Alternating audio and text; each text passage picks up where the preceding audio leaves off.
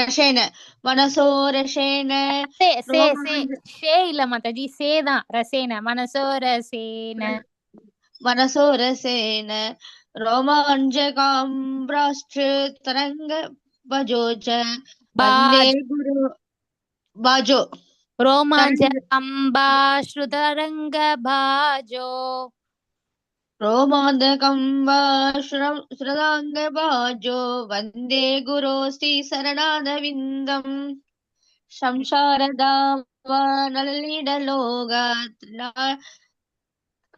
த்ராணாய காருண்ய காணாகதம் okay Mataji. Mallika Mataji இப்ப சொல்லி கொடுப்பாங்க தேர்டு. சரிங்க மாதாஜி. ஒன்றும் கஷ்டமே இல்லை. எந்த இடத்துல ஸ்பேஸ் கொடுக்கணும்னு பார்த்துக்கிட்டீங்கன்னா ஈஸியா புரிஞ்சுக்குவீங்க. கணாக நத்தம். ஓகேவா? கணாக கணாகன தத்துவம். ஓகேங்களா? தத்துவம் இல்ல மாதாஜி, கணத்துவம் தான். கணத்துவம். கணான கணத்துவம். காணா இல்ல மேம் மாதாஜி, கணா. கணான கணானகத்வம். கணாக கணாக நத்வம். கணாக நத்வம். ஓகே அவ்வளவுதான். Okay okay Mataji. ஈஸி தான் மாதாஜி. எல்லாம் ஒரே ஈஸியா தான் இருக்குங்க. ஈஸியா தான் இருக்கு. அடுத்தது மூணாவது பத்துருவோமா இன்னைக்கு? ஓகே மாதாஜி. நான் ஒரு தடவை பாடிட்டு உங்களுக்கு சொல்லித்தரேன். ஸ்ரீ விக்கிரகாராதன நித்ய நானா ஸ்ருங்கார தன்மந்திரமார்ச்சனாதோ யுக்தஸ்ய பக்தாம் ச நியுஞ்சதோபி வந்தே குரு ஸ்ரீ சரணரவிந்தம். அந்த செகண்ட் லைன்ல வந்து எப்படி சொல்லணும்னா ஸ்ருங்கார தன்வந்த் அப்படி வச்சு திரமார்ஜனவ் அப்படின்னு சேர்த்து படிக்கணும். இந்த இடத்துல ஸ்பேஸ் கொடுத்துக்கணும். உங்களுக்கு படிக்கும்போது பாடும்போது அப்படி பாடணும். ஓகேவா? ஸ்ரீ விக்கிரகாராதன நித்ய நானா பாடுங்க. ஸ்ரீ விக்கிரராதன நித்ய நாராயண. விக்கிரக ஆராதனைங்கிறதா விக்கிரக ஆராதனை அப்படின்னு சொல்றோம். விக்கிரகத்துக்கு ஆராதனை பண்றாங்க. ஓகே. ஸ்ரீ விக்கிரகாராதன நித்ய நாராயண சிங்கார தன்வந்திரம் திருமஞ்சன பக்தாம்ச நியுஞ்சதோபி வந்தே குரு ஸ்ரீ சரணாரவிந்தம் சரணாரவிந்தம். ஒரு லைன்ல சொல்றேன், அதை ஃபாலோ பண்ணுங்க. ஸ்ரீ ஆராதன நித்ய நானா ஸ்ரீ விக்கிர ஆராதன நித்ய நானான சிங்காரதன் மந்திர மார்ஜன திருமஞ்சன தௌ. ஒரு லைன் நான் சொல்றது மட்டும் சொன்னீங்கன்னா உங்களுக்கு ஈஸியா இருக்கும். ஓகே மாதாஜி.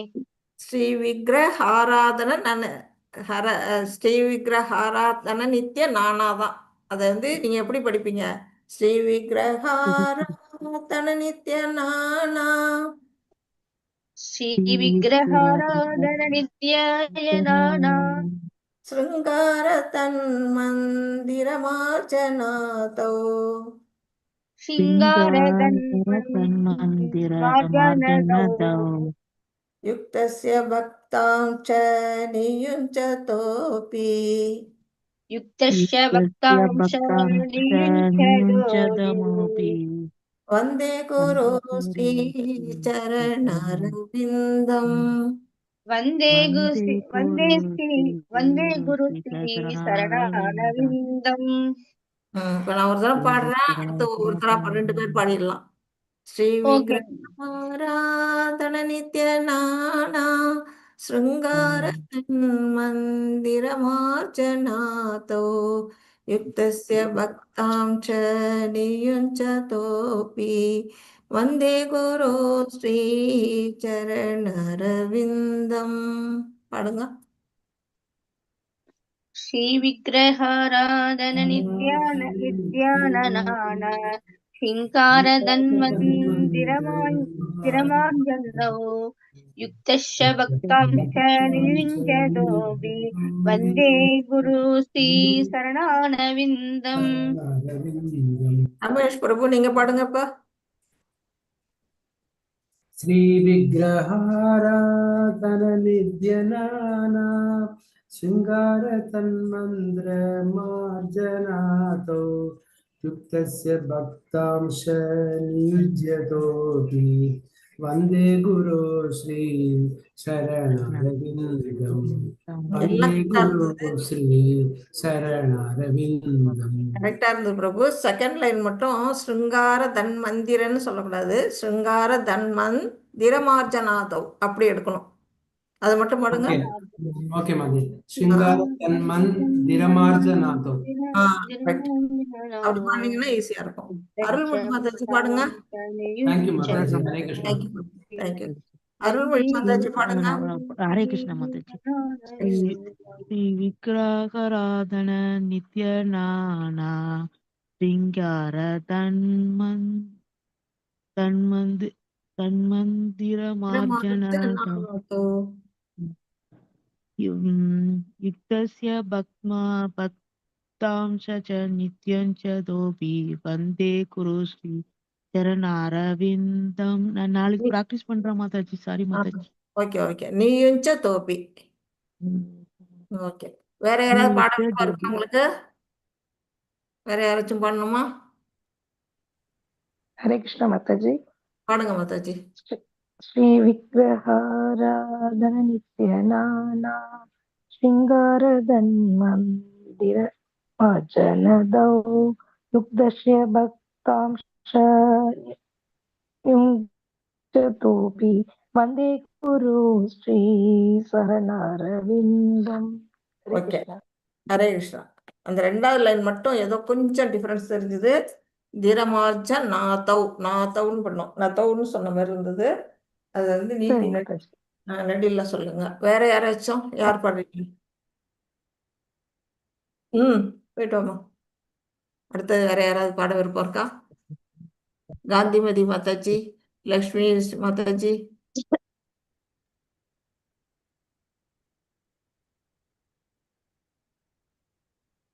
ரமணி மாதாஜி லட்சுமி மாதாஜி பாடுங்க. பெருசா மாட்டேங்குது. ஒரு நிமிஷம் மாதாஜி உங்க போன்ல கொஞ்சம் இது பண்ணிக்கோங்க மாதாஜி. அதான் ஓகே ஓகே.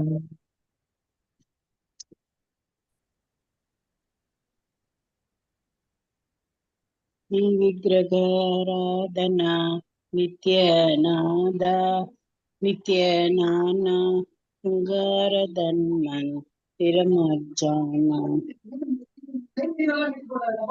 பின்னாடி நித்யதானா யுகதஸ்ய பக்தாம்ச நியுஜந்ததோபி பக்த குரு ஸ்ரீ சரணாரவிந்தம். மாதாஜி அவங்க ரெக்கார்டிங் போட்டிருக்காங்க. நம்ம மாதாஜி நம்ம குரூப்ல ரெக்கார்டிங் போட்டிருக்காங்க. அது நல்லா போட்டு கேளுங்க. கேட்டீங்கன்னா உங்களுக்கு வந்து எப்படி பாடணும், என்ன ப்ரொனவுன்சியேஷன் புரிய வரும். அது கேட்டுட்டு குரூப்ல போட்டுருக்க பாட்டையும் எடுத்து பாடினீங்கன்னா ஈஸியா வந்துடும். ஆமா மாதாஜி, ப்ராக்டிஸ் பண்ணுங்க. வேற பண்ணணுமா? அடுத்த கிளாஸ் போயிடலாமா? பிரணதி போர்ட்ல மாதாஜி.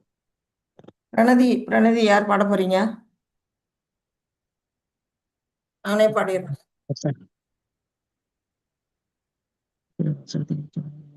ஓம் நமோ பகவதே வாசுதேவாய. ஓம் நமோ பகவதே வாசுதேவாய. ஓம் நமோ பகவதே வாசுதேவாய. ஓம் அஞ்ஞானதிமிராந்தஸ்ய ஞானாஞ்சனசலாக்கயா சர்வமிதம் येन तस्मै श्रीगुरवे नमः. श्रीचैतन्यमनोभीष्टं स्थापितं येन भूतले स्वयं रूपा कदा मह्यं ददाति स्वपदान्तिकम्. हे कृष्णा करुणा सिन्धु दीनबन्धो जगत्पदे गोप्येशा गोपिका कान्ता राधा कान्ता नमोस्तुते. तप्त काञ्चन गौराङ्गी राधे वृन्दावनेश्वरी कृष्णानुसुते देवी प्रणमामि हरिप्रिये. वाञ्छाकल्पतरुभ्यश्च कृपा सिन्धुभ्य एव च पतितानां पावनेभ्यो वैष्णवेभ्यो नमो नमः। नमो विष्णुपादाय कृष्णपृष्ठाय भूतले श्रीमदे भक्तिवेदान्त स्वामिनिधि नामिने। नामस्ते सरस्वती देवे गौरवाणी प्रचारिणे निर्विशेष शून्यवादे वशत्यातिशतारिणे। जय श्री कृष्ण चैतन्य प्रभु नित्यानंद श्री अद्वैत गदाधर श्रीवासादि गौरभक्ता। हरे कृष्णा कृष्ण कृष्ण हरे हरे हरे राम राम राम हरे हरे हरे कृष्णा कृष्ण कृष्ण हरे हरे हरे राम राम राम हरे हरे। हरे कृष्णा। மியூட்ல இருந்துங்க மாதாஜி. யூடியூப்ல வந்து கச்ச கச்சன்னு இருக்கும். இது ஸ்லோகம் படிக்கும்போது மியூட் ஆன் பண்ணிக்கணும். நேற்று வரையில் நம்ம என்ன பார்த்தோம் கர்மயோகத்துல? யாரா சொல்றீங்களா?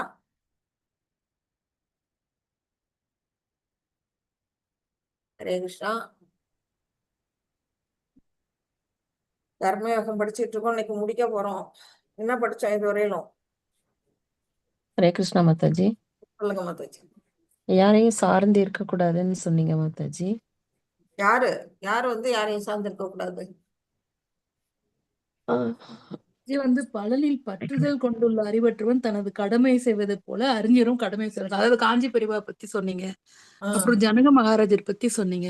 அப்புறம் வந்து அடுத்தவங்களை வந்து நகல் பண்றது வந்து அபாயகரமானது. அதனால தம்முடைய கடமை வந்து தனக்குன்னு விதிக்கப்பட்ட கடமைய அதுல பிழைகள் இருந்தாலும் குற்றம் இருந்தாலும் தப்பு இருந்தாலும் அதை நம்ம ஒழுங்கா பண்ணணும். பிறரை வந்து நகல் செய்யக்கூடாது. அது சொல்லி கொடுத்தீங்க. அதுக்கப்புறம் வந்து பலனில் பற்றுதல் ஏதுமின்றி பகவானை வந்து சரணம் அடைந்து இருக்கணும். அது வந்து தெரியாம இருக்கிற முட்டாள்கள் வந்து அதுலயே வந்து ஊறி இருக்காங்க, அந்த பலன்லயே பற்றோடு இருக்காங்க அப்படின்னு சொன்னீங்க. பக்தி யோகம் சிறந்தது, பக்தி பண்ணணும்னு சொன்னீங்க. சொல்லிருக்கீங்க மாதாஜி. ஹரே கிருஷ்ணா. கரெக்ட். எல்லாமே நம்ம பார்த்தோம். Two your duty without attachment அது மாதிரி பார்த்தோம். அப்புறம் ஆக்ஷன் அண்ட் ரெனன்சியேஷன், அதாவது செயலை துறப்பதா செயலை துறக்காமல் இருக்கிறதா பக்தியுடன் செயல்படுவதான்னு அர்ஜுனன் கேட்ட கேள்விகள்லாம் பகவான் ஆன்சர் சொன்னாங்க. இப்ப ஜெயஸ்ரீ மாதாஜி ஒண்ணு சொன்னாங்க, கடமையை ஆற்ற வேண்டிய அவசியம் இல்லை அப்படின்னு. யாரு கடமையை ஆற்ற வேண்டிய அவசியம் இல்லை? இல்ல பற்றுதல் கொள்ளக்கூடாதுன்னு கிருஷ்ணர் சொல்லியிருக்காருல்ல மாதாஜி. மாதாஜி கிருஷ்ண உணர்வுல லயிச்சவங்க கடமைகளை மற்றவர்கள பந்தத்துல வந்து நம்ம ரொம்ப பிரபு என்னமோ சொல்றாங்க, சொல்லுங்க பிரபு. கிருஷ்ண உணர்வுல முழுமையா லயிச்சவங்க வந்து கடமைகளை பத்தி இது பண்றது. ஹரிபோல்.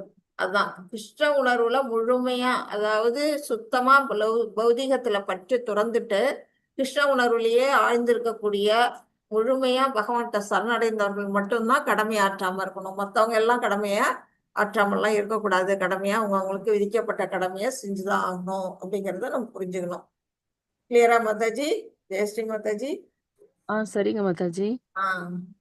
ஹரே கிருஷ்ணா மாதாஜி. அப்புறம் இன்னொன்னு சொன்னீங்க, கிருஷ்ணருக்கு வந்து செய்யணுன்ற எந்த கடமையும் கிடையாது, ஆனாலும் அவர் வந்து இறங்கி வந்து செஞ்சிருக்காரு.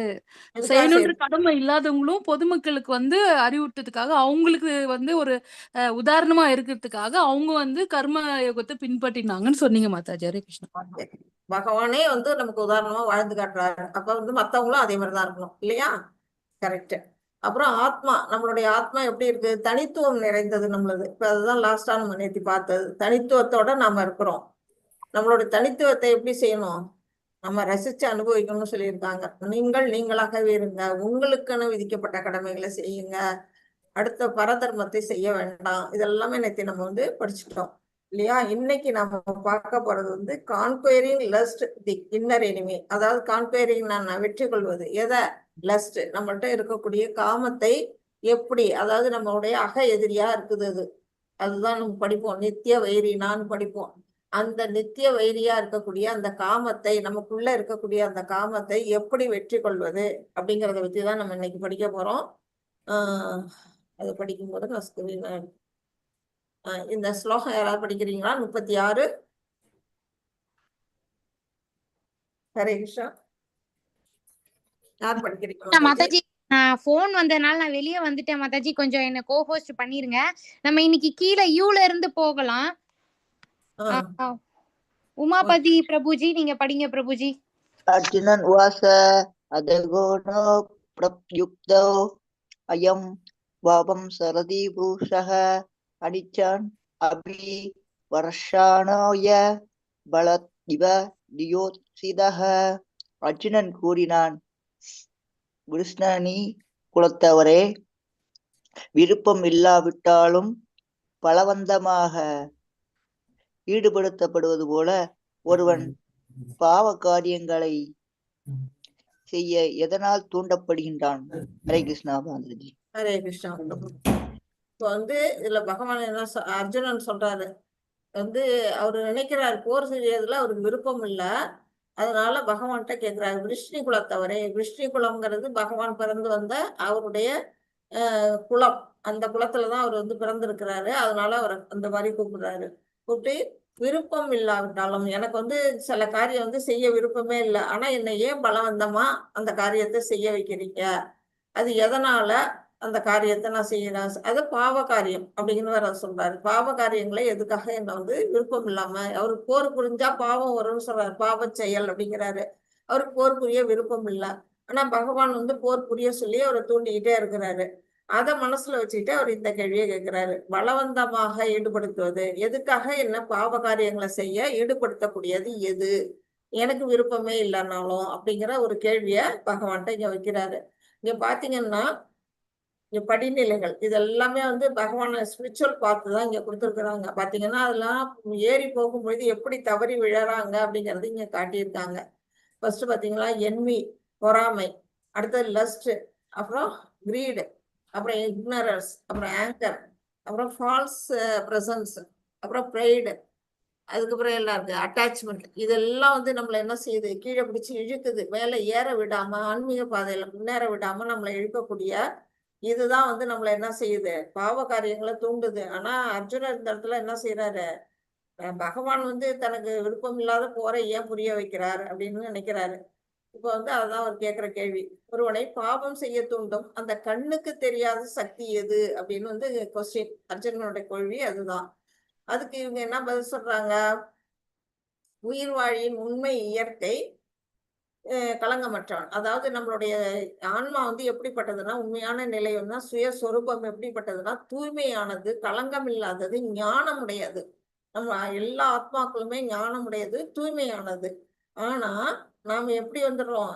ஜட இயற்கையுடன் தொடர்பு கொள்ளும் போது நம்மளுடைய கடமையெல்லாம் விட்டுட்டு பாவம் செய்கிறோம். அந்த குணங்கள்ல நம்ம சிக்கிக்கும் பொழுது, குணங்களுடைய கட்டுக்கள்ல நம்ம வரும்போது பாவ காரியங்களை செய்யறோமே தவிர ஆத்மா தூய்மையானது அப்படிங்கறத இங்க சொல்றாரு பகவான்.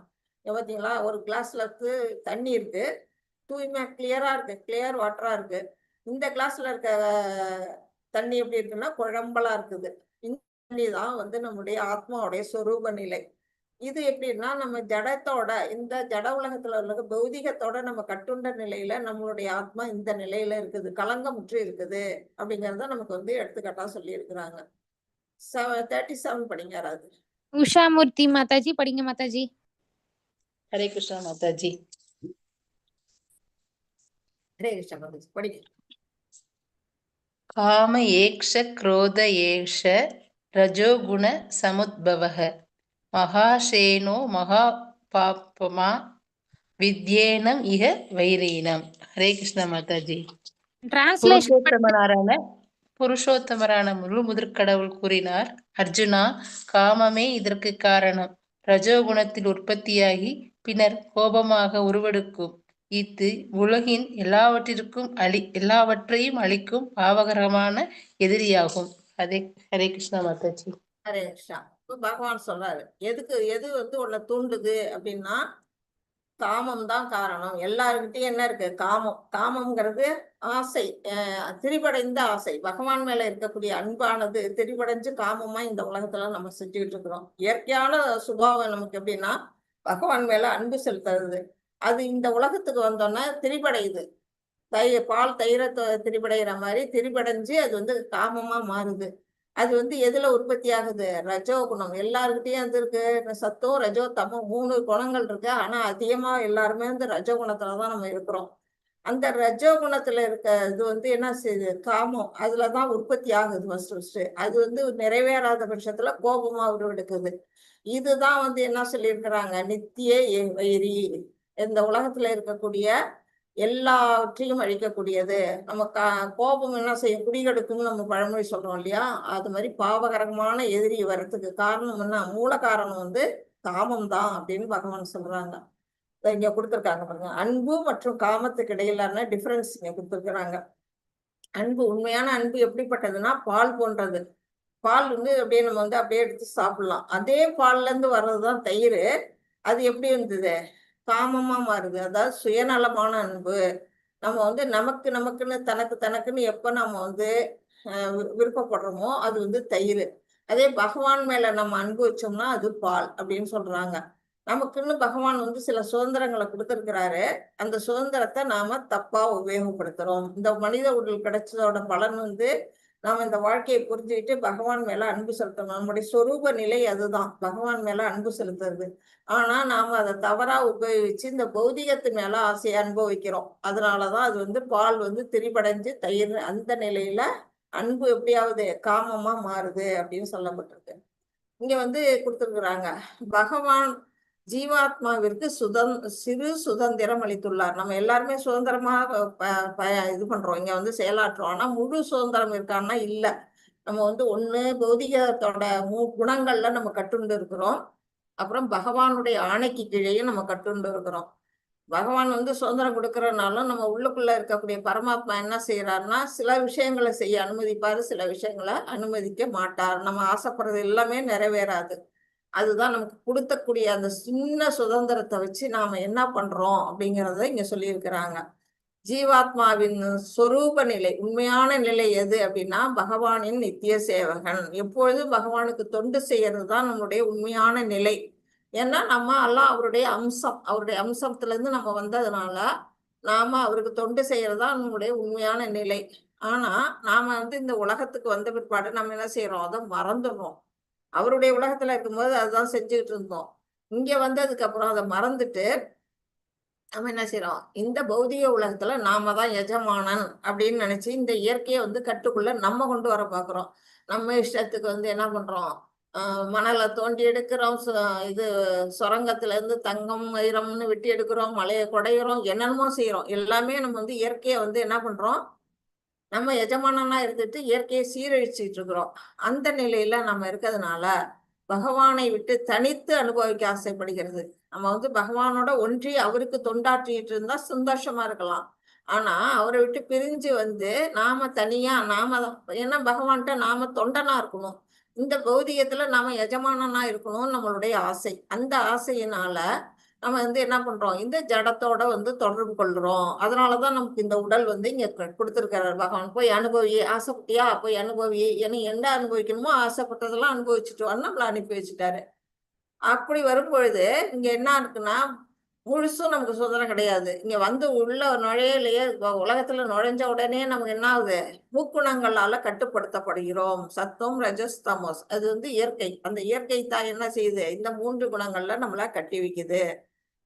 அந்த ரஜோகுண சம்பந்தத்தினால் இந்த 3 குணங்கள்ல இருக்கிறதுலயே இந்த ரஜோகுணம் இருக்கு இல்லையா? அது என்ன செய்யுது? நமக்கு அன்பு வந்து காமமா மாறுது. பகவான் மேல வைக்க வேண்டிய அன்பை நம்ம பௌதிகத்து மேல வைக்கும் பொழுது அது காமமா திரிபடைஞ்சிருது. அதைதான் நாம எல்லாம் வந்து செய்யறோம். அதுக்கு காரணமா இருக்கிறது ரஜோகுணம் அப்படிங்கிறது இங்க சொல்லப்பட்டிருக்கு. அப்புறம் அந்த காமம் திருப்தி அடையாத போது அது நம்ம ஆசைப்படுறதெல்லாம் நிறைவேறா போது என்ன ஆகுது? கோபமாக உருவெடுக்கிறது. இது நம்ம ஏற்கனவே வந்து 2.62 and 63ல நம்ம படிச்சுட்டோம். என்ன படிச்சோம்? ध्यायतो विषयान् पुंसः संगस्तेषु भजायते संगात् संजायते कामः कामात् क्रोधोऽपि जायते क्रोधात् भवति सम्मोहः सम्मोहात् स्मृतिविभ्रमः स्मृतिभ्रंशात् बुद्धिनाशो बुद्धिनाशात् प्रणश्यति. அதாவது நம்ம என்ன பண்றோம்? பலநோக்கு பொருட்களை நம்ம பார்க்கிறோம், அது மேல பற்றுதல் வைக்கிறோம், அந்த பற்றுதல்ல இருந்து நமக்கு காமம் வருது, காமத்துல இருந்து அது நிறைவேறாத பட்சத்துல கோபம் வருது, கோபத்துல இருந்து மயக்கம், மயக்கத்துல இருந்து நினைவு நிலை இழப்பு, அப்புறம் நினைவு இழக்கிறதுனால நம்ம அறிவு இழக்கிறோம், அறிவு இழந்த உடனே என்ன செய்யறோம், ஜட வாழ்க்கையில வீழ்ச்சி அடைகிறோம். இதை நம்ம ஏற்கனவே செகண்ட் சாப்டர்லயே படிச்சுட்டோம். அதை தான் இங்க திருப்பி ரிப்பீட்டடா சொல்லியிருக்காங்க. கோபம் அறியாமையாக மாறுகிறது. கோபத்தினால என்ன செய்யுது, அறிவு அழியுது. அறிவு அழிஞ்சிட்டாலே அறியாமைதான். அறியாமை வந்தோடனே என்ன செய்யறது, ஜட வாழ்வு தொடங்கிறது. ஜென்ம மிருத்தி ஜரா வியாதி. அடுத்தது நமக்கு புனரவி ஜனனம், புனரவி மரணம். இதுதான் நமக்கு நடக்குது. அதுக்கு காரணமா இருக்கிறது, மூல காரணமா இருக்கிறது எது அப்படின்னா, நாம இந்த பௌதிகத்துல வைக்கக்கூடிய காமம் அப்படிங்கிறத நம்ம புரிஞ்சுக்கணும். அதே இந்த காமம் சொன்னீங்க இல்லையா, இந்த காமத்தை நம்ம ஆட்படுறதுனால நமக்கு கர்மா சேருது இல்லையா? கர்மா சேருது இல்லைங்களா? அதனாலதானே நமக்கு கர்மா ஒட்டிக்குது. கண்டிப்பா சேருது கர்மா.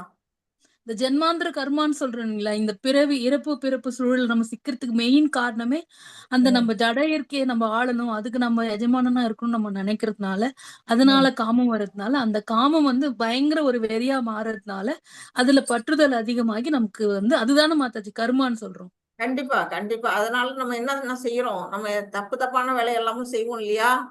நம்ம அந்த ஆசையை நிறைவேற்றிக்கிறதுக்கு என்னென்ன வழின்னு பார்ப்போம். ஒரு வீட்டுல ஒரு பையன் இருக்கான். அந்த பையன் அவங்க அப்பா கிட்ட என்ன கேட்கறான், ஒரு செல்போன் கேட்கறான். அவன் ஸ்கூல் படிக்கிற பையன், அவனுக்கு செல்போன் தேவையில்லை அப்படின்னு அவங்க அப்பா வாங்கி கொடுக்கல. ஆனா அவன் செல்போனை வாங்கியே ஆகணும் அப்படின்னு அவனுக்கு ஒரு வெறி. அப்பா என்ன ஸ்கூல்ல மற்ற பசங்க பணக்கார வீட்டு பசங்க வச்சிருக்கத அவன் பாக்குறான். அதனால அவனுக்கு அது மேல ஒரு ஆர்வம். அவன் என்ன செய்யறான், எப்படியாச்சும் அந்த செல்போனை வாங்கணும்னு அவன் என்ன பண்ணுவான், அவன் மூளை தப்பான வழியில வேலை செய்யும். அப்பா கிட்ட இருக்க பணத்தை திருடி கூட நம்ம அந்த செல்போனை வாங்கணும் அப்படிங்கிற ஒரு எண்ணத்தை உருவாக்கும். இது எதுக்கு காரணம், அது எது காரணம், ஆசை. அவன் அந்த செல்போன் மேல வச்ச ஒரு ஆசை. அப்படிதான் உலகத்துல நடக்கக்கூடிய தப்பு நிறைய, திருட்டு கொலை கொள்ளை எல்லாம் இந்த உலகத்துல நடக்குது. அதெல்லாம் எதனால வருது, ஆசையினால வர்றதுதான். காமத்தினால வர்ற வினைகள் தான் இது எல்லாமே. அதுதான் நமக்கு கர்மாவா மாறுது. இப்ப அதே தன்னை பகவானின் நித்திய சேவகன் என்று உணர்ந்த ஆத்மா. இப்ப தன்னை உணர்ந்த ஆத்மாவை பத்தி இங்க சொல்லி இருக்கிறாங்க. அது எப்படி செயல்படுது, நம்ம ஃபர்ஸ்ட் பௌதிகத்துல ஈடுபட்ட ஆத்மா அப்படி செயல்படுது. தன்னை உணர்ந்த ஆத்மா எப்படி செய்யுது, பகவானை சார்ந்து வாழுது. எப்போதுமே பகவான் என்னை காப்பாத்துவாரு, எனக்கு எந்த கவலையும் இல்லைன்னு சந்தோஷமா நிச்சலமா இருக்கும். அதே சமயத்துல அவருக்கு சேவை செய்ய ஆசைப்படுகிறது. பகவானுக்கு தொண்டாற்றணும், கோயிலுக்கு போகணும், சர்வீஸ் பண்ணணும், பூ கட்டி கொடுக்கணும், அந்த கோயில்ல அந்த ட்ரெஸ் எல்லாம் தைச்சு கொடுக்கணும் சுவாமிக்கு அப்படின்னு பலவிதமா என்ன செய்யும், பிரசாதம் கோயில்ல டெய்டி கிச்சன்ல போய் செய்யணும் அப்படின்னு எல்லாம் நம்ம பலவிதமா சேவை பண்றதுக்கு ஆசைப்படுகிறோம். அடுத்தது அது ஆன்மீகமயமான அந்த வழியில நம்ம போகுது. அடுத்தது என்ன, பகவானின் திருநாமம் மற்றும் பக்தர்களிடம் தொடர்பு கொள்கிறது. அந்த ஆத்மா என்ன செய்யுது, பகவான்கிட்ட தொடர்பு கொள்ளுது, அவருக்கு கீர்த்தன் பாடுது, அவரை பத்திய லீலைகளை கேட்குது, அப்புறம் பகவானுடைய திருநாமங்களை ஜபமா உச்சரிக்குது, அப்புறம் பக்தர்களோட தொடர்பு கொள்ளுது. அங்க தூய பக்தர்கள்லாம் இருக்காங்க, சன்னியாசிகள்லாம் இருக்காங்க. இந்த மாதிரி அவங்களோட தொடர்பு வச்சுக்கிறதுனால அது என்ன, அது தூய்மை அடையுது. தூய்மை அடைஞ்சு என்ன செய்யுது, கடைசியா பகவானிடம் சரணடைந்ததால் அவர் அருளால் முக்குணங்களின் கட்டுப்பாட்டிலிருந்து விடுதலை அடைகிறது. முக்குணங்கள்ல இருந்து விடுதலை அடையுது. எப்படி விடுதலை அடையுதுன்னா, அவற்றை சரணடைகிறதுனால. 7.14 ஒரு ஸ்லோகம் வரும். தேவி ஹேஷா குணமயி மம மாயா துரத்யா மாம்யே வயே பிரபத்யந்தே மாயாம் ஏதாம் தரந்தி தே. அப்படின்னா என்ன, ஜட இயற்கை முக்குணங்கள் பகவானுக்கு கட்டுப்பட்ட நிலையில இருக்குது. அது வெல்லுதற்கரிய சக்தி, அதை யாராலையும் வெல்ல முடியாது. ஆனா யார் வெல்லலாம், பகவான்கிட்ட சரணடைந்தவர்கள் அதை வெல்ல முடியும். அவர் சொன்னா ஒரு வார்த்தையில அந்த ஜடசக்தி என்ன செய்யும், நம்மள கட்டுக்கள்ல இருந்து விடுவிக்கும். அதனால நாம பகவான்கிட்ட சரணடையணும் அப்படிங்கறத சொல்லப்பட்டிருக்கு. அந்த விடுதலை அடைந்த ஆத்மா என்ன செய்யுது, பகவானுக்கு சேவை செய்யுது. பகவானுக்கு சேவை செய்து புலன்கள், மனது மற்றும் அனைத்தையும் பகவானின் சேவையில் ஈடுபடுத்தியது. நம்மளுடைய புலன்களை, மனசை, நம்ம உடலை எல்லாத்திலையும் பகவானுடைய சேவையில ஈடுபடுத்தும் பொழுது என்ன ஆகுது, நம்ம முற்றிலும் தூய்மை அடைந்த நிலைக்கு நாம வர்றோம். அப்புறம் அந்த நிலையில அது என்ன செய்யுது, இறைவனிடம் அன்பு கொள்கிறது. பகவான்கிட்ட அவர் பாசம், அபரிமிதமான அன்பு வரும் பொழுது ரசம், 5 விதமான ரசங்கள்ல உறவு கொள்ளுது. என்னென்ன ரசங்கள், சாந்த ரசம், சாக்கிய ரசம், தாசிய ரசம், அப்புறம் மாதுரிய ரசம், வாத்சல்ய ரசம் 5 விதமான நிலைகள்ல அன்பு கொண்டு உறவு கொள்கிறது. பகவானிடம் நித்திய உறவு கொள்கிறது. ஜடத்திலிருந்து விடுதலை திரும்ப ஒரு வாட்டி அடைகிறது. சொல்லுங்களேன். அந்த 5 ரசங்களை திரும்ப ஒரு வாட்டி சொல்லுங்களேன். சாந்த ரசம். சாந்த ரசம்னா நம்ம வந்து சாதனா பக்தி பண்ணிட்டு பகவானோட விக்கிரகங்களை வணங்கிட்டே இருக்கிறது மாதாஜி. அடுத்தது வந்து தாசிய ரசம். தாசிய ரசம்னா பகவானுக்கு தொண்டனா. இப்ப ஆஞ்சநேயர் வந்து ராமருக்கு எப்படி தொண்டாற்றினாரு அந்த மாதிரி தாசியம், தொண்டனா ஆற்றுது. அடுத்தது சாக்கிய ரசம். சாக்கிய ரசம் எப்படின்னா நண்பன், தோழனா. அர்ஜுனன் வந்து கிருஷ்ணருக்கு எப்படி தோழனா இருக்கிறானோ அது போல தோழமையோட பகவான்கிட்ட உறவு கொள்வது. அடுத்தது வாத்சல்ய ரசம். வாத்சல்ய ரசம்னா பெற்றோர்களாக இப்போ வந்து யசோதை, நந்தகோபர், தேவகி, வசுதேவர் இவங்கெல்லாம் எப்படி தாய் தந்தையா இருந்து பகவானை வந்து தன்னுடைய மகனா வந்து எப்படி அன்பு பாராட்டினாங்களோ அந்த ரசத்துல நம்ம வந்து குழந்தை கிருஷ்ணன் நம்முடைய குழந்தையா நினைச்சு உறவு கொள்வது. அடுத்தது மாதுரிய ரசம். அதுதான் இருக்கிறதுலயே வந்து எப்படின்னா ஹையஸ்ட் ரசம். அந்த ஹையஸ்ட் ரசம் வந்து எப்படின்னா கோபியர்களும் துவாரகையில இருக்க ராணிகளும் கிருஷ்ணர் மேல எந்த அளவுக்கு பிரேமை அன்பு செலுத்தினாங்களோ, அதாவது கணவனாவும் காதலனாவும் அவங்க வந்து எப்படி அன்பு செலுத்துறாங்களோ அந்த நிலையில உறவு கொள்வது வந்து மாதுரிய ரசம். அப்படின்னு 5 விதமான ரசங்கள்ல நம்ம ஆத்மா வந்து பகவானோட உறவு கொள்ள முடியும். அந்த நிலையில கொள்ளும் பொழுது என்ன செய்யுது? ஆன்மீக உலகை அடைகிறது. அது இறுதியா அது போய் சேரக்கூடிய இடம் எது? பகவானுடைய உலகமா இருக்கு அப்படிங்கிறது சொல்லப்பட்டிருக்கு. கிளியரா Mataji? Mataji Hare Krishna Mataji. Clear Mataji. Clear Mataji. Thank you Mataji. Hare Krishna. இப்ப நம்ம பார்த்ததுதான் ரெண்டும் இந்த ஸ்லைடு கொடுத்துருக்குறாங்க. அதாவது இயற்கை வந்து பகவானை விட்டுட்டு ஆத்மா வந்து எப்படி வந்து பௌதிகத்துல ஈடுபடும் பொழுது எப்படி அது செயல்படுது, அதே பகவானோட உறவு கொள்ளும் பொழுது எப்படி செயல்படுதுங்கிறத இந்த ரெண்டையும் இங்க கொடுத்துருக்குறாங்க. அடுத்தது வந்து இப்ப என்ன சொல்லியிருக்காங்க? கட்டுண்ட ஆத்மாக்கள் தங்களது காம ஆசைகளை பூர்த்தி செய்து கொள்ளவும், அது வந்து என்ன செய்யுது? தங்களது உண்மை நிலை பற்றி கேள்விப்பட்டு அறிந்து கொள்வதற்கும் வசதி செய்வதற்காக இந்த ஜட உலகம் பகவானால் படைக்கப்பட்டுள்ளது. இந்த உலகம் எதுக்காக படைக்கப்பட்டது அப்படின்னு கேட்டா நமக்காக தான் படைக்கப்பட்டது. நாம எல்லாம் என்ன செய்யறோம்? இங்க வந்து சுதந்திரமா நம்ம இயற்கையை ஆளணும், நாம எஜமானனா இருக்கணும், நம்ம தனித்துவமா இங்க வந்து என்ன பண்ணணும், நம்ம விருப்பப்படி வாழணும்னு ஆசைப்பட்டதுனாலதான் இந்த உலகமே படைக்கப்பட்டிருக்கு. அதே சமயம் நம்மளுடைய ஆசைகளை பூர்த்தி செய்யறதுக்காக பகவான் நிறைய வசதிகளை இங்க கொடுத்து போய் வாழ்ந்துக்கோன்னு அனுப்பி வச்சிருக்கிறாரு. ஆனா அதே சமயத்துல நமக்கு ஒரு வாய்ப்பு கொடுத்திருக்கிறாரு. என்ன வாய்ப்பு? இந்த மனித உடல்ங்கிற வாய்ப்பை பயன்படுத்தி நம்மளுடைய உண்மையான நிலை என்ன, நம்மளுடைய உண்மையான சொரூப நிலை என்ன, நித்தியமான நிலை என்ன, இது வந்து தற்காலிகமானது, நித்திய நிலை வந்து இறைவனோட அவருடைய உலகத்துல வாழ்வது அப்படிங்கிறத புரிஞ்சுக்கிட்டு, இந்த உலகம் வந்து பகவானால் படைக்கப்பட்டு நமக்காக இந்த உடல் கொடுக்கப்பட்டதுங்கிற புரிஞ்சுக்கிட்டு நாம இறை தொண்டு ஆற்றி அவருடைய உலகத்துக்கு போகணுங்கிறதுக்காக ஒரு வாய்ப்பாகவும் இதை பயன்படுத்திக்கணும். ஒண்ணு, நம்ம ஆசையை பூர்த்தி செய்யறதுக்காக வந்திருக்கிறோம். 2வது, நம்மளுடைய உண்மையான சொரூப நிலைய புரிஞ்சுக்கிறதுக்காக இங்க நமக்கு இந்த உலகம் கொடுக்கப்பட்டிருக்கு அப்படின்னு சொல்லியிருக்காங்க. பந்தத்திலிருந்து விடுபடுங்கள், மிகப்பெரிய எதிரியை வெல்லுங்கள். இந்த 3 குணங்கள். ஹரே கிருஷ்ணா. இந்த உலக பந்தத்துல இருந்து நம்ம விடுபட்டு நம்மளுடைய எதிரி எது? அந்த 3 அந்த சொல்லியிருக்காங்கல்ல, காமம். அந்த காமத்துல இருந்து நம்ம வந்து என்ன செய்யணும்? வெளியில வரணும். எளிய கிருஷ்ண உணர்வின் மூலமாக உங்கள் எதிர்மறையை பலமாக மாற்றுங்கள். நம்மளுடைய நெகட்டிவ் எதுவோ அதை வந்து எதை கொண்டு நம்ம பாசிட்டிவ் ஆகணும்னா கிருஷ்ணருடைய உணர்வு மூலமா, கிருஷ்ண உணர்வு மூலமா நம்மளுடைய நெகட்டிவ் திங்கிங் எல்லாம் பாசிட்டிவ் திங்கிங்கா நம்ம மாத்திக்க முடியும் அப்படிங்கறதான் சொல்லிருக்காங்க. அந்த கிருஷ்ண உணர்வை எப்படி வளர்த்துக்கலாம்? இந்த மாதிரி புக் டிஸ்ட்ரிபியூஷன், இந்த மாதிரி ஜபம் பண்றது, கீர்த்தன் பாடுறது, ஆடுறது, பகவானுக்கு சேவை செய்யறது, இப்படி பல விதங்கள்ல நாம கிருஷ்ண உணர்வுல நம்ம ஈடுபட முடியும் அப்படிங்கிறது. இதுல வந்து வாழ்க்கை பாடம் என்ன? அனைத்தையும் எனக்காக விரும்புதல். எதை கண்டாலும் நம்மளை சுய புலன்களை திருப்திப்படுத்துறதுக்காக நம்ம என்ன பண்றோம்? அது செய்யறோம் இல்லையா? அது எல்லாம் அந்த புலன்களை திருப்திப்படுத்துற நிலையில இருந்து நம்ம என்ன பண்ணோம்? பகவானுடைய அன்பு, பகவான் கிருஷ்ணர் மேல நம்ம அன்பு செலுத்துற அந்த வழி பாதையில மாறி போகும்பொழுது நம்ம செய்யக்கூடிய அனைத்தும் எப்படி கிருஷ்ணரை திருப்திப்படுத்தக்கூடிய செயல்களாக மாறும்.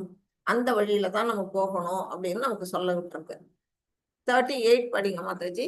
யோகேஸ்வரி மாதாஜி படிச்சிருங்க மாதாஜி. அதுக்கப்புறம் சசிபிரியா மாதாஜி படிங்க. யோகேஸ்வரி மாதாஜி. சரி, சசிபிரியா மாதாஜி படிச்சிருங்க மாதாஜி. எவ்வாறு நெருப்பு புகையாலும் கண்ணாடி தூசியாலும் கருப்பையாலும் மறைக்கப்பட்டுள்ளதோ அவ்வாறே காமத்தின் பல்வேறு நிலைகளிலும் உயிர்வாளிகளுக்கும் மறைக்கப்பட்டுள்ளனர். ஹரே கிருஷ்ணன். ஹரே கிருஷ்ணா மாதாஜி. இப்ப காமத்தோட 3 நிலைகளை பத்தி இங்க சொல்லியிருக்கிறாங்க. காமம் வந்து எப்படி எந்தெந்த நிலைகள்ல நம்ம உணர முடியும், நம்மள்ட்ட அந்த காமம் இருக்கு, அது எப்படி மறைஞ்சிருக்கு நம்மகிட்ட அப்படிங்கிறது பாத்தீங்கன்னா, நெருப்பு புகையாலும். இங்க பாத்தீங்கன்னா ஒரே புகை மண்டலமா இருக்கு, ஆனா இங்க நெருப்பு எரிஞ்சுக்கிட்டு இருக்கு. ஆனா கண்ணுக்கு என்ன தெரியும்னா புகை தான் தெரியும், நெருப்பு தெரியாது. அது எப்படி இருக்கு, மறைஞ்சிருக்கு. அந்த நெருப்பு தான் வந்து கிருஷ்ண உணர்வு, இந்த புகை வந்து நம்ம மறைச்சு வச்சிருக்குது. அது மாதிரி கண்ணாடி தூசியாலும், கண்ணாடியில பாத்தீங்கன்னா ஒரே அழுக்கு படிஞ்சு நம்ம முகம் தெரியவே தெரியாது. அந்த மாதிரி ஒரு அழுக்கான கண்ணாடியா இருக்கக்கூடியது. அந்த உள்ளுக்குள்ள இருக்கிறது என்ன, கிருஷ்ண உணர்வு. அது நம்ம வந்து என்ன பண்ணிருக்கோம், அந்த கண்ணாடியில தூசியா படிஞ்சிருக்கு. 3வது நிலை எப்படி இருக்குன்னா கருப்பையில, குழந்தை கருப்பைக்குள்ள இருக்கக்கூடிய குழந்தை எந்த நிலை இருக்கு, கண்ணால பார்க்கவே முடியாது, அதோட நிலை ரொம்ப கதியற்ற நிலை. இப்படிதான் வந்து நம்மளுடைய காமம் வந்து என்ன செய்யுது, இந்த உயிர்வாழிகள்கிட்ட மறைஞ்சிருக்கு. உயிர்வாழிகள்லாம் நம்ம மனிதர்கள் மட்டும் இல்ல, பறவைகள், விலங்குகள், தாவரங்கள் அனைத்திலுமே இருக்கக்கூடிய அந்த பகவான் மேல இருக்கக்கூடிய அன்பு வந்து இந்த காமம்ங்கிற நிலையில வந்து நம்ம மறைஞ்சுக்கிட்டு இருக்கு அப்படின்னு அடுத்ததுலயும் இதோட விளக்கம் வரும். 3 நிலைகளில் மூடப்பட்டுள்ளது.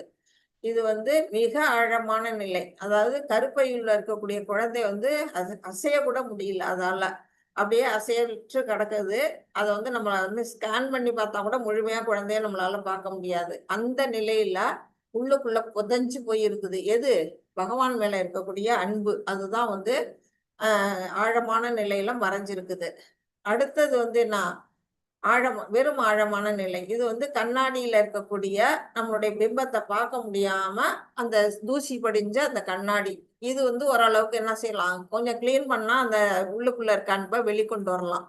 இந்த நிலையில காமம் மூடி இருக்குது. 3வது ஆழமற்ற நிலை நெருப்பு. அது வந்து என்ன செய்யுது, புகையாதான் இருக்குது, ஆனாலும் உள்ளுக்குள்ள அதோட நெருப்பு இருக்கிறதுனால நம்ம கையை விட்டோம்னா நம்மளை கை சுற்றுரும். அந்த நிலையில ஓரளவுக்கு உணரக்கூடிய நிலையில இருக்கிறது ஆழமற்ற நிலை. இது வந்து என்னது, காமம் வந்து இந்த மாதிரி நெருப்பு புகைக்குள்ள மறைஞ்ச மாதிரி மறைஞ்சிருக்கு அப்படின்னு சொல்லப்பட்டிருக்கு.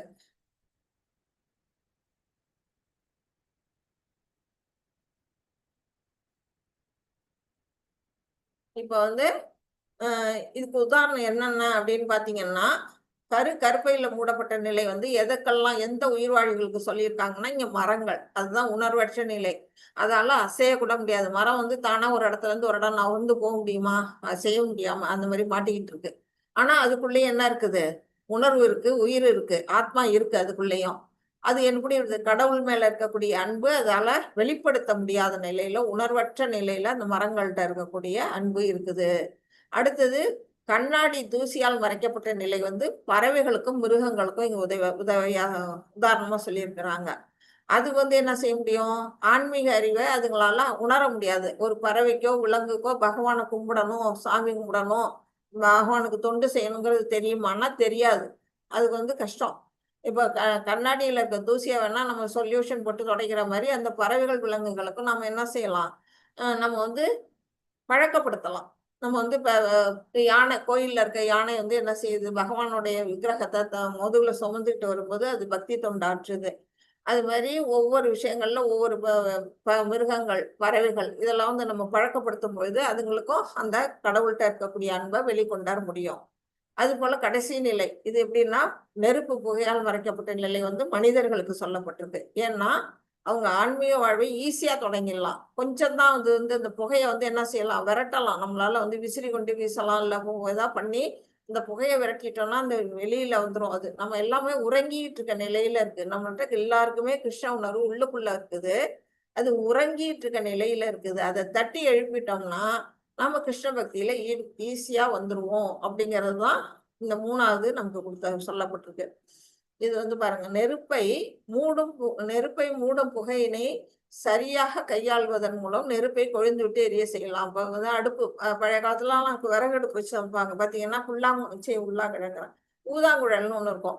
அந்த ஊதாங்குழல் வச்சு ஊதும்போது அது என்ன செய்யும், புகையிற அடுப்பு வந்து இதுன்னு நல்லா எரியும். அது மாதிரி நம்ம விசிறி வச்சுட்டு விசிறும் போது என்ன செய்யும், அந்த புகையெல்லாம் ஓடி போய் நெருப்பு எரியும். அந்த நிலையில ஈஸியா வந்து என்ன செய்ய முடியும், அதுல இருக்க நெருப்பை வந்து வெளிக்கொண்டாட முடியும். அது மாதிரி நம்மள்ட்ட உறங்கிட்டு இருக்க அந்த பகவான்கிற அந்த கிருஷ்ண உணர்வையும் தட்டி எழுப்ப முடியும். கிடைத்தற்கரிய மனித வாழ்வில் திறன்மிகு வழிகாட்டியின் கீழ் யாரு, நம்மளுடைய ஆச்சாரியர்கள் மூலமாக அவங்க நமக்கு உபதேசம் பண்ணுவாங்க. இங்க பாத்தீங்கன்னா ஸ்ரீல பிரபுபாதா என்ன செய்யறாங்க, இங்க அவங்களுக்கு தீட்சை கொடுக்குறாங்க. அவங்களுடைய அவங்கள்ட்ட நம்ம ஷெல்டர் எடுத்துக்கிறது மூலமாக, அவங்கள்ட்ட நம்ம தீட்சை இனிஷியேஷன் எடுத்துக்கிறது மூலமாக நம்மளுடைய கிருஷ்ண உணர்வை வெளிக்கொண்டாட முடியும். வெளிக்கொண்டாடுறதுனால என்ன செய்ய முடியும், அந்த காமம்ங்கிற அந்த எதிரியை நம்மளால வெல்ல முடியும். நீங்கெல்லாம் கூட ஷெல்டர் ஃபார்ம் உங்களுக்கெல்லாம் கூட கொடுப்பாங்க. அந்த ஷெல்டர் ஃபார்ம் ஃபில் பண்ணி நீங்க அதெல்லாம் சப்மிட் பண்ணணும். போக போக அடுத்தது உங்களுக்கும் அது வந்து எதிர்காலத்துல ஆன்மீகத்துல முன்னேறதுக்கான ஒரு வழியா இருக்கும். 39 படிக்க மாதாஜி. ரமணி மாதாஜி படிங்க மாதாஜி. ஹரே கிருஷ்ணா. ஹரே ஆவிதம் ஞானமேதேன ஞானினோ நித்ய வைரினா காமரூபேன கௌந்தேய துஷ்பூரேனானலேன ச. ஹரே கிருஷ்ணா. இவ்வாறாக அறிவுடைய ஜீவனின் தூய உணர்வு என்றும் திருப்தி அடையாததும் நெருப்பு போன்று எரிவதுமான காமத்தின் உருவிலான அவனது நித்திய எதிரியால் மறைக்கப்படுகின்றது. ஹரே கிருஷ்ணா. ஹரே கிருஷ்ணா. நெருப்பு எப்படி இருக்கும், அது வந்து திக்கு திக்குன்னு எரிஞ்சுக்கிட்டே இருக்கும். அதுல கொண்டு விறக போட போட என்ன பண்ணுவோம், இன்னும் நல்லா எரியும் கொழுந்து விட்டு. அந்த மாதிரி நம்மளுடைய ஆசைகள் வந்து எப்படி இருக்குன்னா, எவ்வளவு கொடுத்தாலும் அது அடங்காது. ஆசைக்கு வந்து அளவே கிடையாது. நம்ம வந்து திருப்தி அடையாதது அதுதான் வந்து நம்மளுடைய காமம்ங்கிறது. அதுதான் ஜீவாத்மா எப்படிப்பட்டதுன்னா ஞானமுடையது. ஞானமுடைய அந்த ஜீவாத்மா என்ன செய்யுது, திருப்தி அடையாத நெருப்பு போன்று எரியக்கூடிய அந்த காமத்தின் உருவில் இருக்கக்கூடிய அந்த நித்தியமான எதிரி, நித்திய வைரினாக்கிட்ட நம்ம வந்து மாட்டிக்கிட்டு நம்ம பகவான் மேல இருக்க அன்பை மறந்து இருக்கிறோம் அப்படிங்கறதுதான் இங்க சொல்லி இருக்கிறாங்க.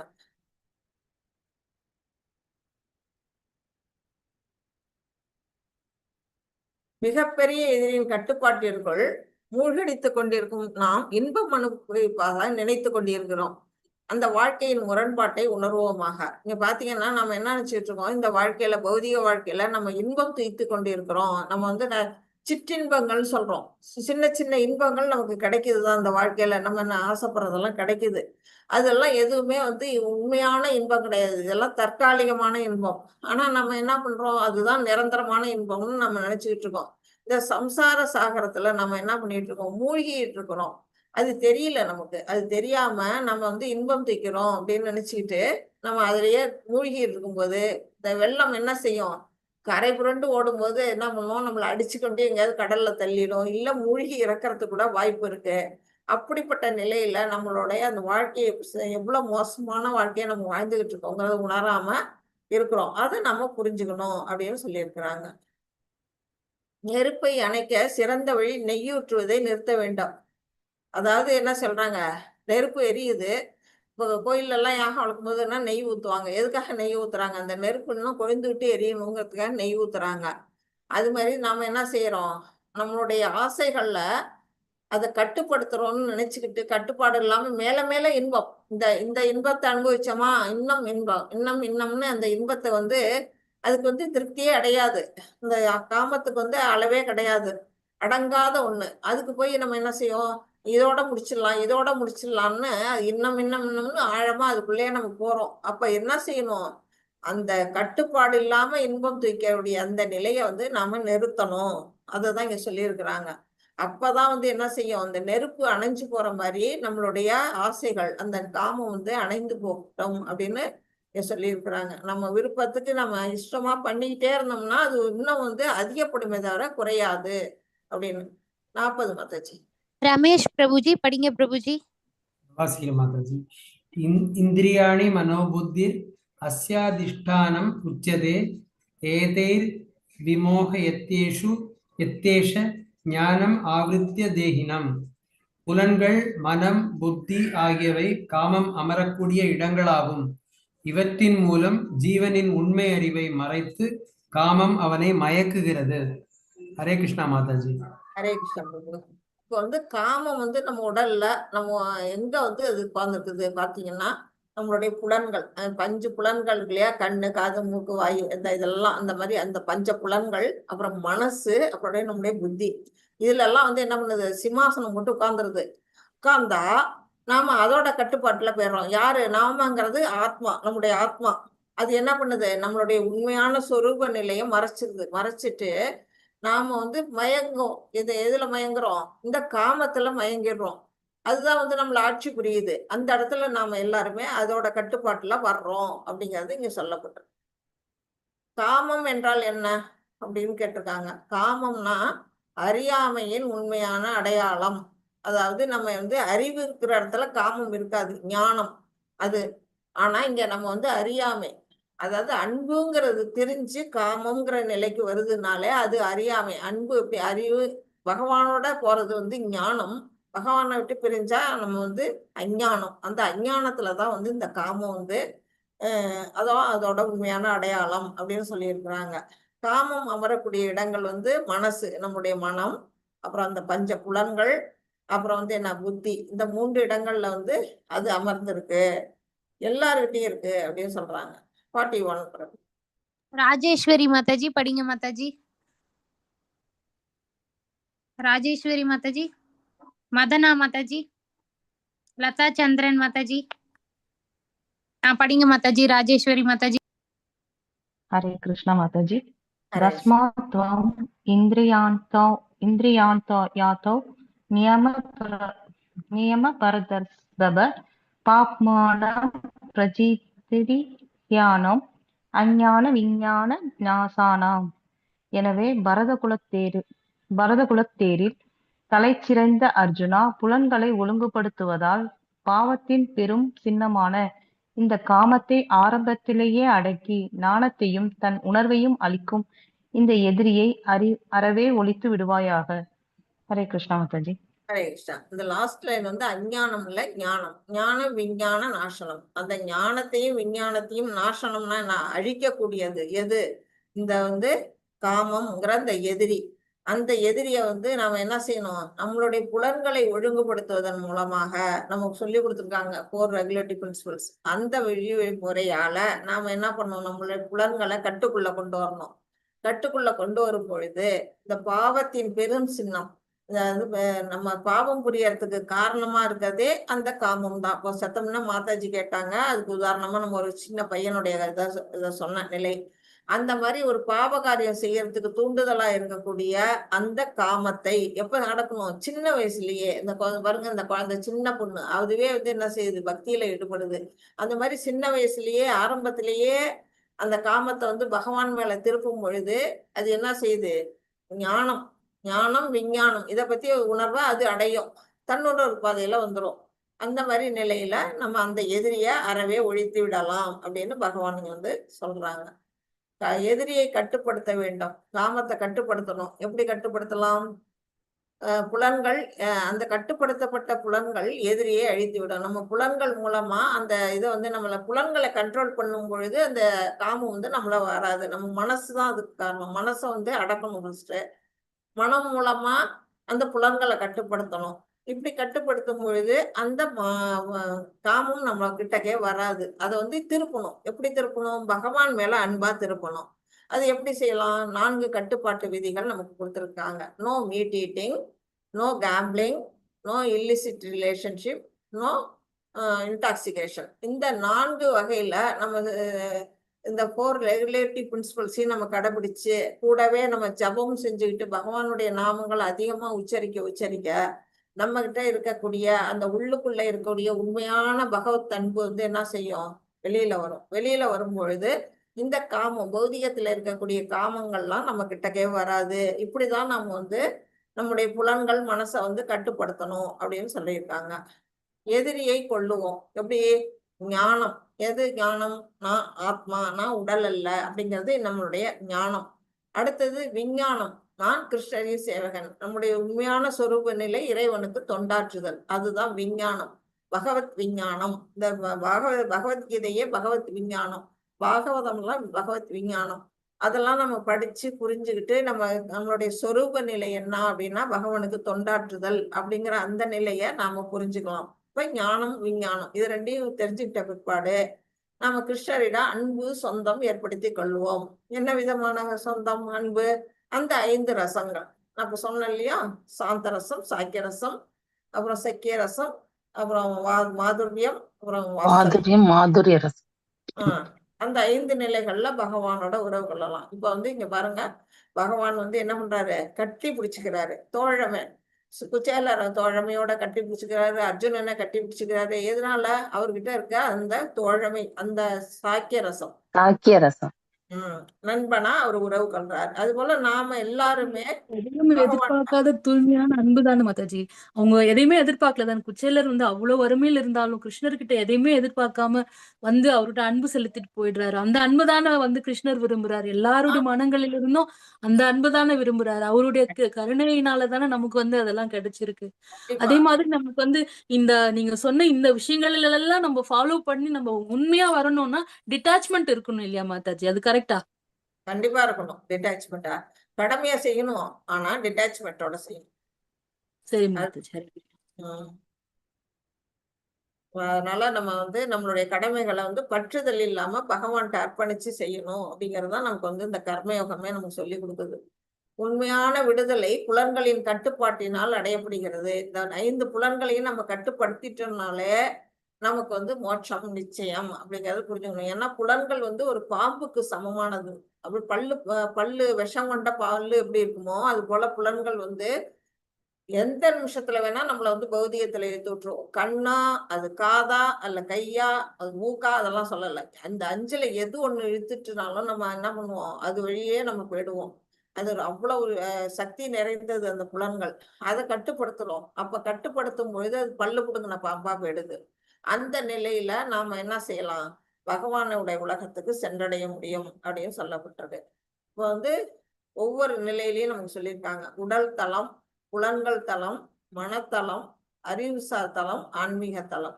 இப்ப நம்ம உடல் அது எப்படி இருக்குது, ஜடம். நம்ம உடல் ஜடம்.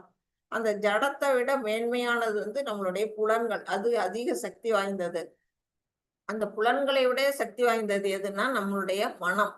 இந்த மனம், அந்த மனத்தை விட சக்தி வாய்ந்தது நம்முடைய அறிவு. நம்முடைய அறிவை விட சக்தி வாய்ந்தது நம்முடைய ஆன்மா. அந்த ஆன்மா எங்க இருக்குது, பகவானுக்கு பக்கத்துல இருக்குது. பகவான் கிருஷ்ணருக்கு பக்கத்துலதான் நம்ம, பரமாத்மாவுக்கு பக்கத்துலதான் நம்ம ஆன்மா இருக்குது. ஆனா நாம பக்கத்து வீட்டுக்காரன்னு வச்சுக்கலாம். பகவானுடைய பக்கத்து வீட்டுக்காரன் நம்ம ஆத்மா இருக்குது. ஆனா நாம என்ன செய்யறோம், அவரை திரும்பியே பார்க்க மாட்டேங்கிறோம்.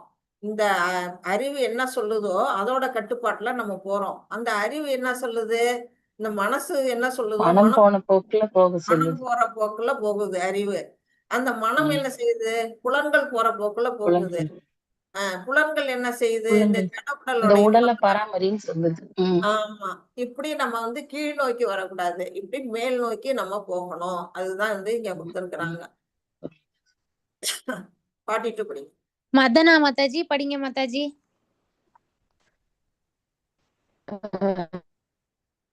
இந்தித்ரியாணி பிராண்யஹ ஹுர் இந்தித்ரியேப்யஹ பனம் மனஹ மனசஸ்து பரா புத்திர் யோ புத்தேக பரதஸ்துஷஹ. செயலாற்றக்கூடிய புலன்கள் ஜடம் பொருளை விட உயர்ந்தவை. மனம் புலன்களை விட உயர்ந்தது. புத்தி மனதை விட உயர்ந்தது. மேலும் அவனோ ஆத்மாவோ புத்தியை விடவும் உயர்ந்தவன். ஹரே கிருஷ்ண மாதாஜி. ஹரே கிருஷ்ணா. ரொம்ப ஈஸியா நமக்கு புரியுற மாதிரியே விளக்கம் கொடுத்துருக்காங்க அழகா. நம்மளுடைய ஜடமாய் இருக்கக்கூடிய இந்த உடல், இந்த உடல் 3 நிலைகள்ல நமக்கு இருக்கு. ஸ்தூல உடல், சூக்ஷ்ம உடல், உள்ளுக்குள்ள இருக்கக்கூடிய பியூர் சோல். அந்த 3 நிலைகள்ல நம்ம அந்த உடல்ல நம்ம இருக்கிறோம். இந்த உடலை விட, இந்த உடல் எப்படிப்பட்டது, ஜடப்பொருள். அது அந்த பஞ்சபூதங்களால் ஆனது. அந்த மாதிரி இதை விட நம்முடைய புலன்கள் உயர்ந்த நிலையில இருக்குது. நம்ம புலன்கள்லாம் என்ன செயலாற்றக்கூடிய நிலை இருக்குது. அதனால புலன்கள் உயர்ந்தது.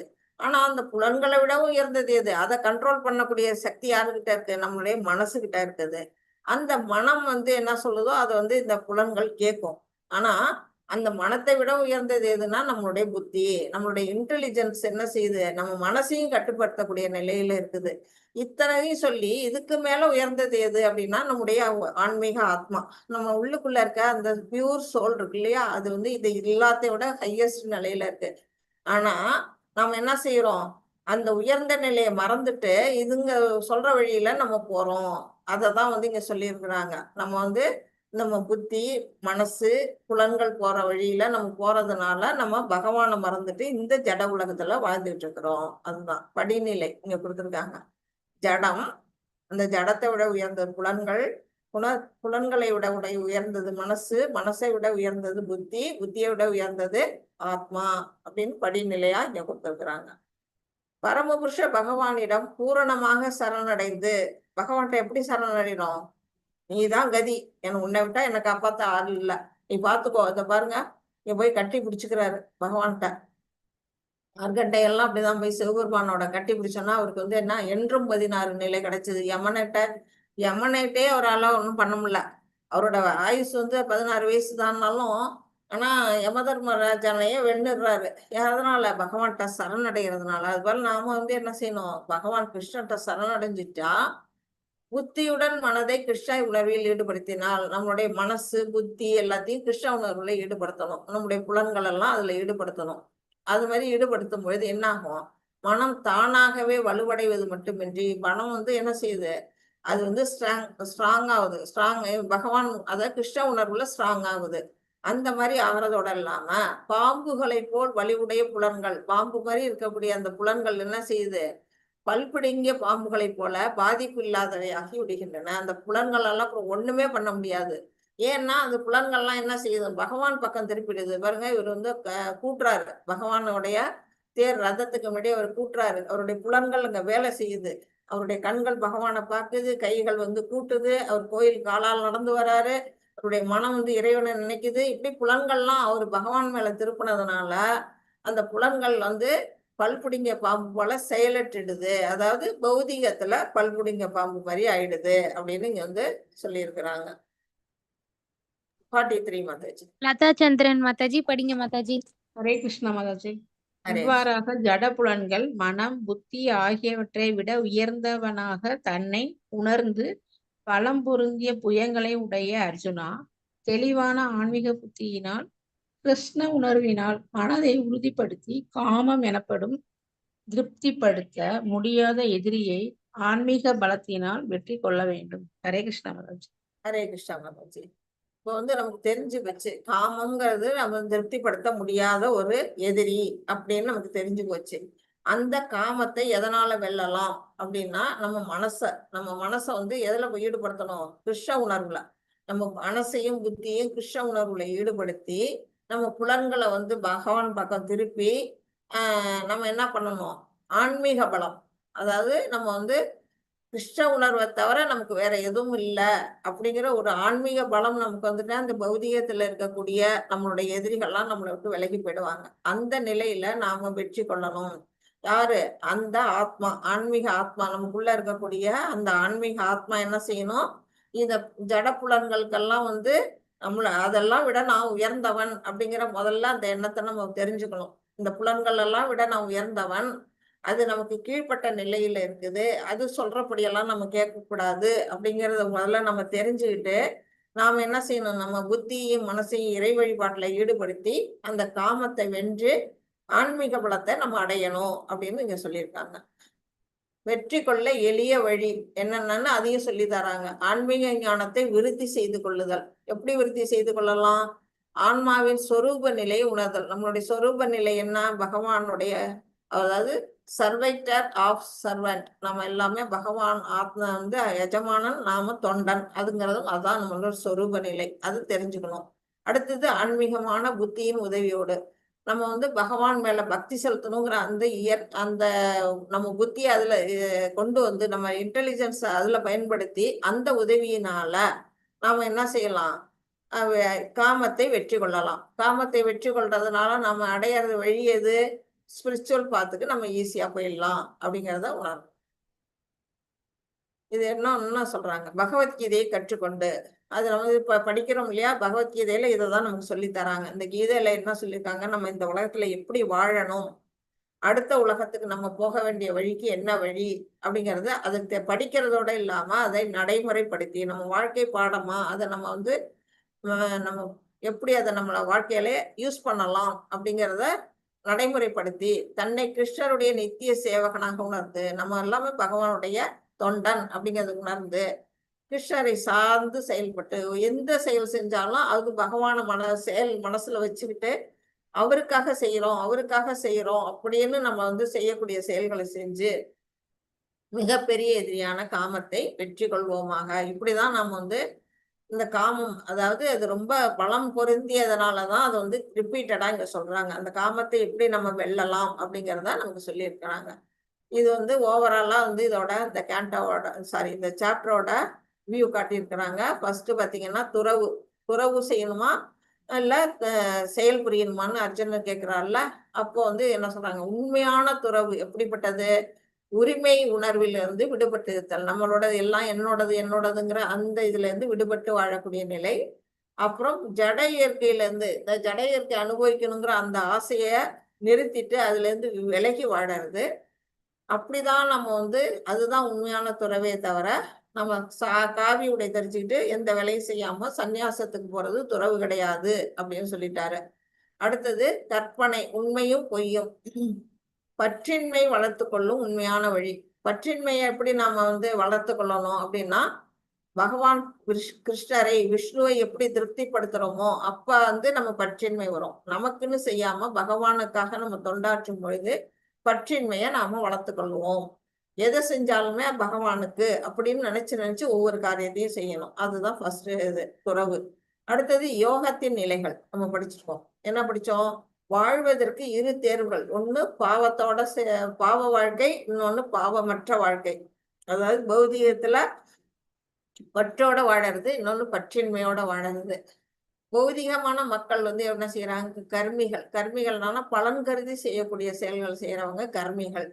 அதுதான் வந்து கர்மகாண்டான்னு சொல்லப்படுது.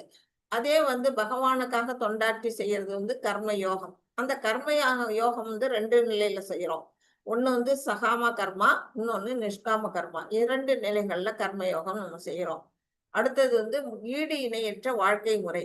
அது எப்படி நம்ம வாழ்ந்திருக்கோம் அப்படின்னா, அடுத்தவங்களுக்கு உதாரணம். நாம வந்து எத்தசரதி சிரேஷ்டஸ், பெரிய மனிதன் எந்த வழியில போறானோ அது வழியில தான் பொதுமக்களும் போவாங்க இல்லையா. அந்த மாதிரி உதாரணத்தோட ஜனகரும் கிருஷ்ணருமே வாழ்ந்து காட்டினாங்க. நாமும் அந்த மாதிரி ஒரு வாழ்க்கையை நம்ம வீட்டுல இருக்க குழந்தைகளுக்கு நாம ஒரு முன்னுதாரணமா வாழறது. அடுத்தது உபதேசித்திருப்பதற்கு முன் தகுந்த சுய ஒழுக்கம். இப்ப வந்து நான் உங்களுக்கு வந்து சொல்லிட்டு இருக்கேன் கீதையை பத்தி, நீ பெரிய யோக்கியமானு நீங்க என்ன கேட்டீங்கன்னா நான் எங்க கொண்டு வச்சுக்குவேன். நானும் அந்த வழியில நடந்தாதான் நீங்க என்ன சொல்வீங்க, நான் சொல்றதா அப்படியா மாதாஜி நீங்களும் அந்த வழியில இருக்கீங்களா அப்படின்னு நீங்க வந்து என்ன பண்ணுவீங்க, அந்த வழியை ஃபாலோ பண்ணுவீங்க. அதனால நாம என்ன செய்யணும், நாம முதல்ல சுய ஒழுக்கத்தோட இருக்கணும் அப்படிங்கிறது இங்க சொல்லப்பட்டிருக்கு. அடுத்தது ஆன்மீக வாழ்வின் மாபெரும் சவாலா இருக்கக்கூடியது எது, நம்மளுடைய காமம், அந்த கோபம். நம்ம அது வந்து அந்த கோபத்தை எப்படி நம்மளுடைய நண்பனா மாத்திக்கிறது அப்படிங்கிற வழியை நம்ம புரிஞ்சுக்கணும். கோபத்தை எப்படி நண்பனா மாத்தலாம், ஆஞ்சநேயர் என்ன பண்ணாரு, அவருக்கு கோபம் வந்தது, லங்கை எரிச்சாரு. அது வந்து பகவானுக்காக தொண்டாற்றுவதன் மூலமா அந்த கோபத்தை வந்து நல்ல வழியில திருப்புறாரு.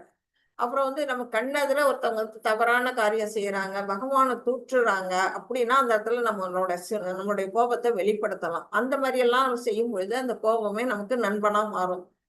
அந்த மாதிரி நமக்கு எதிரியா இருக்கக்கூடிய அந்த கோபத்தை நமக்கு நண்பனா ஆக்கிக்கலாம். இந்த எதிரியை எவ்வாறு கண்டுபிடித்து வீழ்த்துவது அப்படின்னா, புலன்கள் கட்டுப்பாடு, மனம், ஜபம், புத்தி, ஆன்மீக அறிவு.